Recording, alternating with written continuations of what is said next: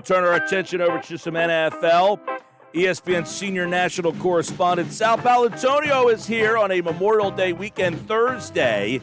As, the traffic coming down the seashore is it's a sight for sore eyes, considering we couldn't really do that last year. And everybody's coming down, looks like early, Sal. Not going to get great beach weather out there today, but I know that everybody's looking forward to the opening of the whole state. Tomorrow, it's it. We can get back to some sort of normalcy here. It feels pretty good, doesn't it? Yeah, that's really awesome. Did a great job in the state of New Jersey getting people vaccinated. And, people are just itching to get back out there. There's no question about it. New Jersey sure is the best place to kick it off. Best place in the world to kick it off, Mike Gill. And that's why we're doing this today. We're kicking it off. We got Eagles OTAs. We got all sorts of NFL stuff going on. I want to first start. I know that you had a chance to kind of ask some questions to Frank Reich, and he had some interesting comments that he made regarding their new quarterback. But today, did you hear Brandon Brooks admit that he was on the trade block, that he knew that today?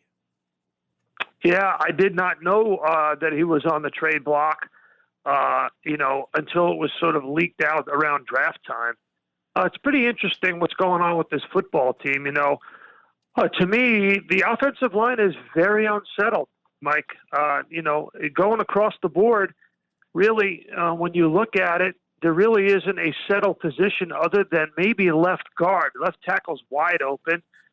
Jason Kelsey at center is trying to hang on to his job.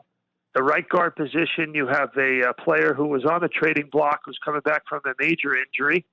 And then at left tackle, Lane Johnson, you just don't know how long he's going to last on that ankle that's given him so much trouble. He tries to tough it out, and he's a gamer, but, it's only so much he can do. Yeah, that's interesting because as Shane Steichen, that's a tough one to get out there, double S's like that, Coach Steichen, no thanks to you.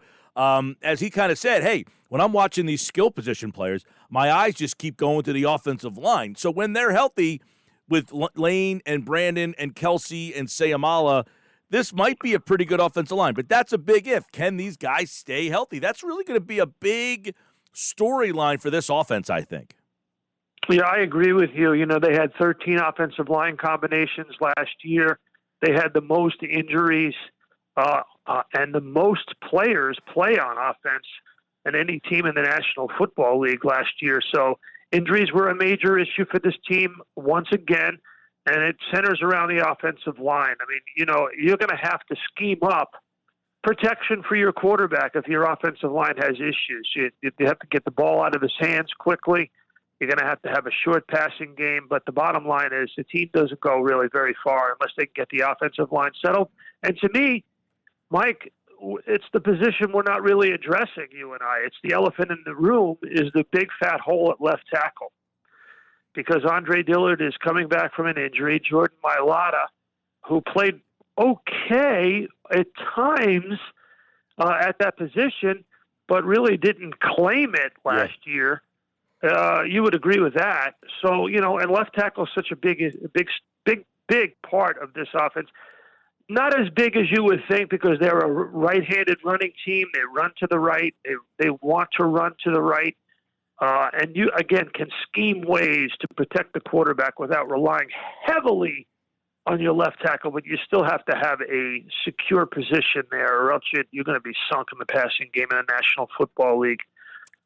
Interesting story, obviously, this Julio Jones thing. With the Eagles, and should they have any interest? Should they make a call at all, or are they not in position to make that? Are they not in a spot on their organizational timeline to bring that type of player here? They are not, Mike. I don't think that you would invest the kind of draft pick that the Falcons are looking for in Julio Jones. I don't think he gives you any kind of fix, quick or otherwise. They now have, sort of like a group of young wide receivers, and some of them are going to have to break out. Rager, Travis Fulgham, and, of course, the rookie Devontae Smith. But as you know, it's so difficult to transition unless you're big and strong, like a Metcalf or a Jefferson, it's so difficult to transition at the wide receiver position as a rookie in the National Football League because you got to get off the blocks, got to get off the line of scrimmage.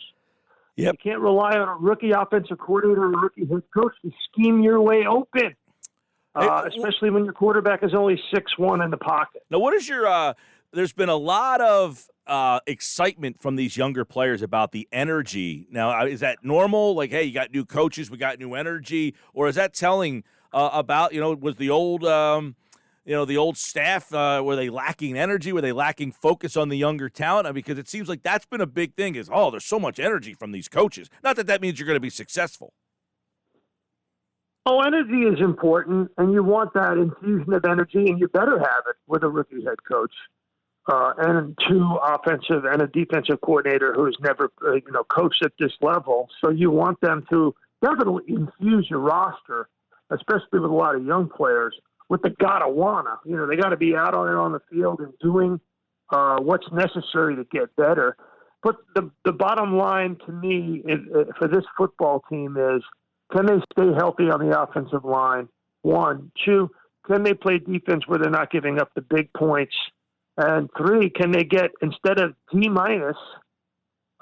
which is a grade I would give Carson Wentz, and I would be grading him on a curve to give him a D- last year, if they can get C+ quarterback play, they can go from D- to C+, they'll be in more games than they were in last year. Those are the two things. I think people need to focus on those two things. A 4-11-1 team, how do they get to 7 or 8 wins? Hard to do. Super hard to do with a second-year quarterback and a very young, inexperienced coaching staff and an offensive line that's got major injury issues. But if the quarterback is a grade and a half better and you're looking at a defense that's not giving up the big plays like Jim Schwartz did, you'll be in some football games that you can steal, Mike, and that's what I think you got to look for with this team this year. You mentioned Carson Wentz and 6 o'clock, Sports Center, the big show. Sal Pal's got the piece. You asked Frank Reich about all the pressure on Carson Wentz and how much he's talked to him about that. Because I guess that's going to follow him all season long until he gets on the field. Everybody's going to be seeing it. Which Carson Wentz the Colts going to get here? What did Reich tell you about, him coming here with all this pressure and all eyes on Wentz?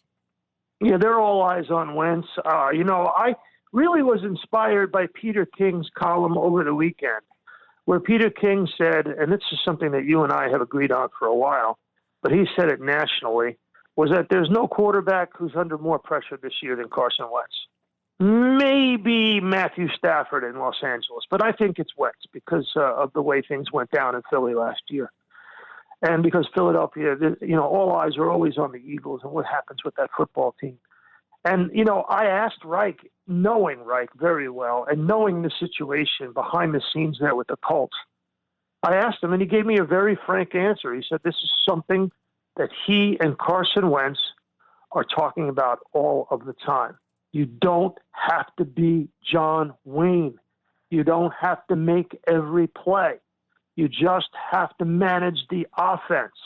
And if you remember last year, Mike Gill, I talked to you about how Frank Reich talked to Phillip Rivers and said, listen, here's how we're going to cut down your interceptions and your sacks. A, we're going to have a balanced attack. And B, we're going to protect you. So it's deja vu all over again. Here's how we're going to protect and cut down on the sacks on Carson Wentz and cut down on the interceptions. Get him from a D-, again, grading on a curve, to a C+, is we're going to protect him, and we're going to bring balance to the offense, and we're not going to ask him to be Superman, right. John Wayne, all the time, trying to make the big play. That's how you take pressure off him. And then the second question I asked him was, I thought, really gave the revealing answer, and people have seen it. It's been all over social media and TV and radio. But basically, Reich said, listen, he's taking these coaching points because, even though humble pie doesn't taste good, it's good for you. Well, yeah, that was, because one of the things there was a lot of people talking about on the way out the door that he was uncoachable and that he was stubborn and that he wouldn't listen to the coaches. But the reaction to the coaching points out there in these OTAs, I guess there's the humble pie right there. Yes, but also I think suggested, but if you read between the lines of what Frank Reich said to me, and said to the national media yesterday was that, a lot of this was Carson Wentz's fault. That, he held on to the ball too much. Right. Well, is Carson Wentz admitting that now? Is this his way of admitting that now he's more apt to listen? Good question. Don't know the answer to that. He kind of skirted around that when I asked him about it. But, when you look at it, and there's two dynamics going on here with this story. First of all, in my view, it's one of the top 5 stories of the NFL season in 2021. I actually listed the top 5 because I was going to come on the show, and I'm saying, you know what, I got to give some context to this Carson Wentz story. My top 5 storylines in 2021 in the NFL season are: number 5, can Tom Brady repeat as Super Bowl champ at age 44? Number 4, I'll answer that one, yes. Yeah, what happened to Deshaun Watson is number 4. Number 3 is, can Frank Reich save Carson Wentz? Number 2 is 17-game season for the first time. And number 1, without the drum roll, is what is Aaron Rodgers' fate going forward? So you have Carson Wentz as one of the top 5 storylines in the National Football League in 2021. And everybody, Mike, is going to be comparing what happens to Carson Wentz in Indy to what happens to Jalen Hurts in Philly. And unfortunately, those comparisons will go on all year long, and they're really not fair to Jalen Hurts, right? They're really not. Not fair to Hurts, but certainly I think everyone should be looking at Wentz. This was a guy, and I think he mentioned it yesterday, this was an MVP caliber guy. This was the franchise guy. This was the guy that the Eagles had, and how it all crumbled. And now he's just, he lands in the lap of his former coach where he kind of wanted to go. This story is, without Aaron Rodgers, one of the best quarterbacks in the history of the game, wanting to be traded, without Watson having all this stuff, without Brady playing at 44, this is the biggest quarterback story out there. You're right. It is, but it's not fair to Jalen Hurts because Jalen Hurts doesn't have a ready-made playoff team. The Colts were 11-5. Jalen Hurts doesn't have, that great offensive line that have in Indy, and the balance that they have with the running game, and a defense that's got an all-pro at middle linebacker in Darius Leonard. So, Wentz has fallen into the soup, and Jalen Hurts has to rebuild really from the bottom up with a rookie head coach and a lot of new players and an offensive line that's decimated by injuries. It's unfortunate, but life is unfair sometimes. But if Carson Wentz flourishes under Frank Reich, Jalen Hurts is going to be feeling a lot of heat in Philly, unfortunately. Well, that's the way it typically is in this town. There's one story leaves, another one emerges, and we'll keep our eyes on both of them. Sal Paolantonio, Memorial Day weekend. Are you vacationing down the seashore this weekend? I'm going to be back and forth a little bit given the weather. I'm going to see the grandchildren, but I wanted to get, on the Mike Gill program on Thursday on Memorial Day weekend because I'm going to start my Memorial Day weekend tomorrow. And, the best way to start it off is being on the Mike Gill program on a Thursday for Memorial Day weekend. That's the way to kick it off. I know this, Sal. The traffic, they're not coming. They're here. That's what my producer told me. They're not coming. They're already here. This place is already packed. People are looking forward to get one extra day in after a year where we really didn't have normalcy. But normalcy is Sal Paolantonio, 3 o'clock right here on the Sports Bash. And he, like all guests, appeared via the Boardwalk Honda hotline. Sal, we always appreciate it. Have a great weekend. And, of course, we'll be in touch very shortly. Well, let me say hi to everybody on the Atlantic City Expressway and the Garden State Parkway right now in traffic. I'll be leaving first thing in the morning, 0 dark 30, and hopefully I'll miss all the traffic. I'll talk to you, brother. Have a good weekend, okay? You do the same. Sal Paolantonio, ESPN Senior National Correspondent, only here on the Sports Bash Live on 97.3 ESPN.